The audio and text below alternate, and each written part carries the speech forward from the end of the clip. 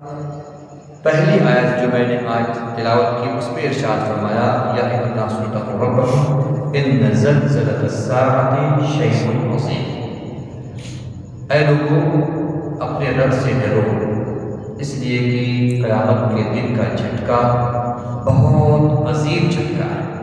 اور ارشاد فرمایا گیا قیامت کے دن ہر ایک ایسا محسوس ہوگا کہ نشے کی حالت میں ہے، جبکہ نشے میں نہیں ہوگا، ولیکن عذاب اللہ شدید، لیکن اللہ کا عذاب ہی اتنا سخت ہوگا کہ ہر ایک نشے کی حالت کی طرح سے بیہیویئر کرے گا۔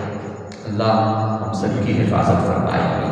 یہ وہ دن ہوگا جو کسی کے لیے صرف اور صرف 4 رکعت نماز پڑھنے کے برابر ہوگا، جو اللہ کے بہت عظیم نیک بندے ہوں گے، اور کسی کے لیے دن بھر کے برابر، کسی کے لیے 50 سال کے برابر ہوگا۔ اور یہ وہ دن ہوگا جس میں ہمارے اور آپ کے آقا ہماری مدد فرمائیں گے۔ یقین کریں، نہ تو ہمارا روزہ، نہ ہماری نمازیں، اور نہ ہی ہماری عبادتیں اس لائق تو نہیں ہیں، اس لائق تو نہیں ہے کہ قبول ہوں، لیکن چلو کم سے کم حاضری دے کر ہم اپنی بندگی کا تو ثبوت دے رہے ہیں۔ اور اللہ تو کریم ہے، اللہ فرماتا ہے میں خود ہی رحیم ہوں، تم صرف حاضری دیتے رہو، دیکھو میں کرم کیسے فرماتا ہوں۔ تو اس کی کرم نوازشوں پر ہمیں بھروسہ ہے، اور انشاءاللہ ہمارا کام بنے گا۔ رب کے محبوب صلی اللہ علیہ وسلم کی بہت ساری حدیثیں آپ نے پڑھی ہے کہ رب کے محبوب نے ارشاد فرمایا میں اس کی بخشش کرواؤں گا، میں اس کی سفارش کرواؤں گا، اور ان سب پر ہمارا ایمان ہے کہ ہم انشاءاللہ صحیح ہے کہ سیاہکاری ہے، صحیح ہے کہ گنہگاری ہے، لیکن آقا کی مدد اور آقا کے سہارے پر ہم کو بھروسہ ہے۔ اللہ رب العزت ہم سب کو عمل خیر کی توفیق عطا فرمائے، اور قیامت کے دہشت ناکی سے ہم سب کو محفوظ فرمائے۔ اور پھر رب تبارک و تعالیٰ نے مرنے کے بعد زندگی پر بہت ساری دلیلیں فراہم فرمائی ہے کہ دیکھ لو اس طرح سے میں نے تم کو پیدا کیا، تمہاری حالت کیا ہے اے انسان، تم آج اپنے آپ کو بہت بڑا سمجھ رہے ہو، لیکن تم سوچو تو تمہاری حالت کیا ہے۔ تم ایک پھدکتا ہوا پانی ہو، پانی سے تمہاری ولادت ہوئی ہے، اور وہ بھی ناپاک پانی۔ تم اپنے آپ کو بہت بڑا سمجھ رہے ہو، جبکہ تمہاری حیثیت یہ ہے، تم پانی سے پیدا کیے گئے، اور اگر اللہ نے نہ چاہا ہوتا تو تم ماں کے پیٹ ہی میں ختم ہو جاتے، لیکن نہیں، اللہ نے تمہیں انسان بنایا، تمہیں اچھا بھلا ہاتھ پیر سب کچھ عطا فرمایا، جو ان سب پر قادر ہے۔ بتاؤ بھلا کیا وہ مرنے کے بعد پھر سے زندہ کرنے پر قادر نہیں ہوگا؟ بے شک قادر ہوگا۔ ارشاد فرماتا ہے قیامت آنے ہی والی ہے، اور جتنے بھی لوگ اپنی قبروں میں ہوں گے یا جہاں بھی جیسے بھی مر کر ہوں گے، سب کو اٹھایا جائے گا اور سب سے سوال و جواب کیا جائے گا۔ رب تبارک و تعالیٰ نے ظاہر ہے جب قیامت کا تذکرہ ہو تو پھر قیامت کے بعد جنت یا دوزخ ہے۔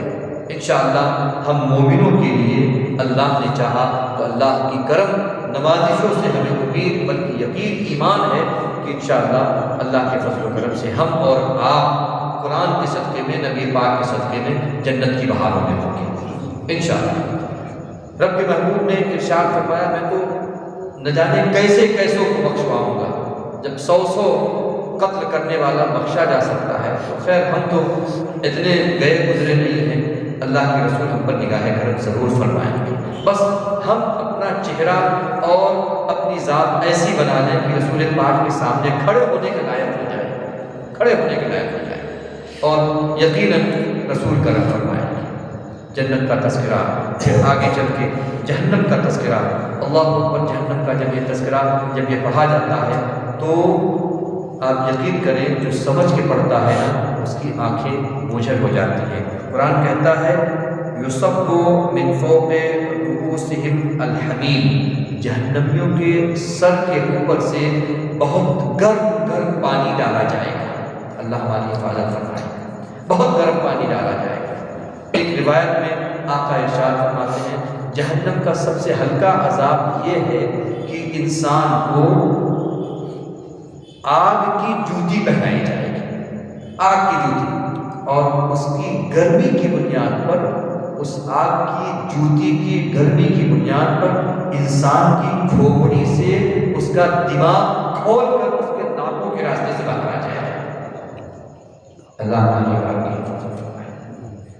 یہ وہ آیتیں ہیں، یقین کریں جب پڑھی جاتی ہیں تو اللہ کا خوف انسان کے اوپر طاری ہو جاتا ہے، جب سمجھ کے پڑھی جائے تو، ورنہ ایسے ہی پڑھی جائے تو پھر کوئی بات ہی نہیں۔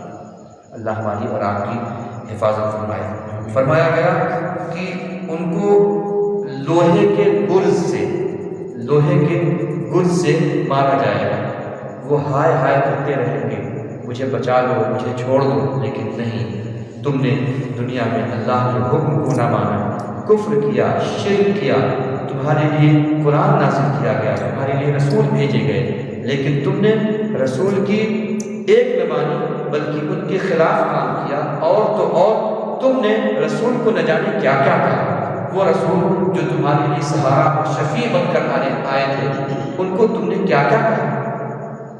آدمی دنیا کے دوست، اگر دوست کی بات ہوتی ہے، کوئی دوست کو برا کہے تو انسان، دنیا کا آدمی اس دوست کو برا کہنے والے کو اپنا دشمن بنا لیتا ہے، اور تم نے اللہ کے رسول جو اللہ کے صحیح معنوں میں حبیب ہیں ان کو اپنا دشمن بنا لیا، ان کو ایسی باتیں کہہ دی۔ کس منہ سے تم اللہ کے رسول کی بارگاہ میں حاضر ہوگے؟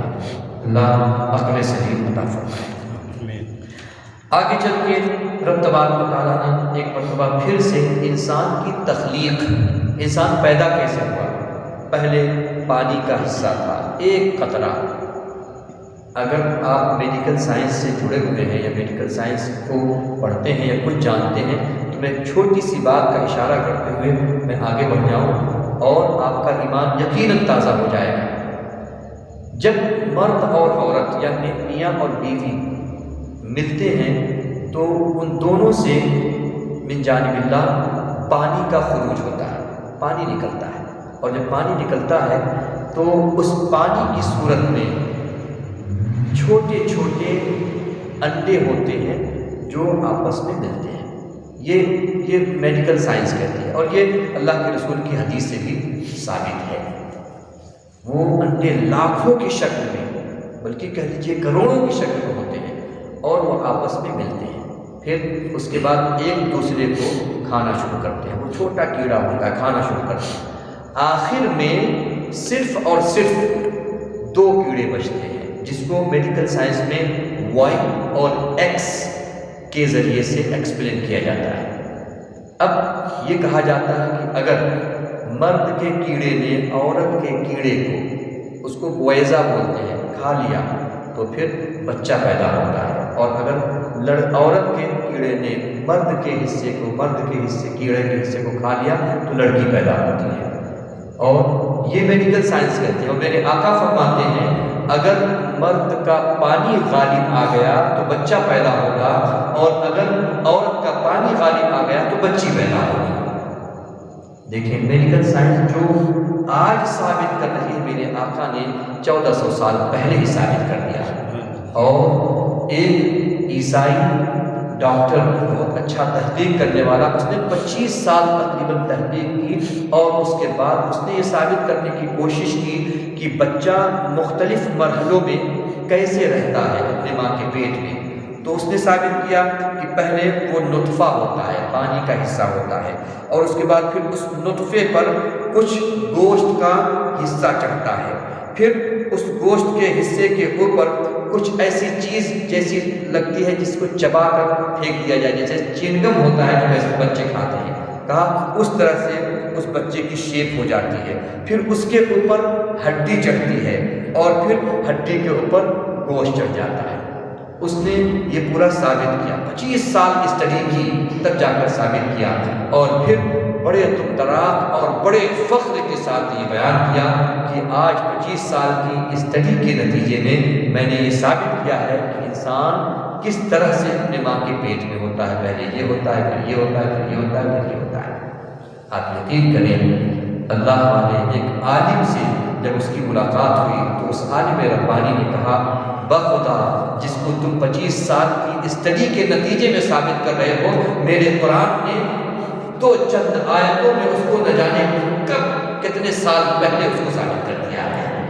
اور جب اس نے یہ آیتیں پڑھی تو اس کا دل ایمان کی حلاوت سے لبریز ہو گیا۔ مسلمان یہ قرآن اور قرآن کا صدقہ ہے۔ جب قرآن اس انداز میں پڑھا جائے تو قرآن اسلام کا سبب بنتا ہے، اور جو قرآن جانتا ہی نہیں ہے وہ ہو سکتا ہے کہ یار مسلمانوں کا قرآن، مسلمانوں کا قرآن، یہ مسلمانوں کا نہیں، یہ تو ہدایت کے لیے ہے اور تمام لوگوں کے لیے ہے۔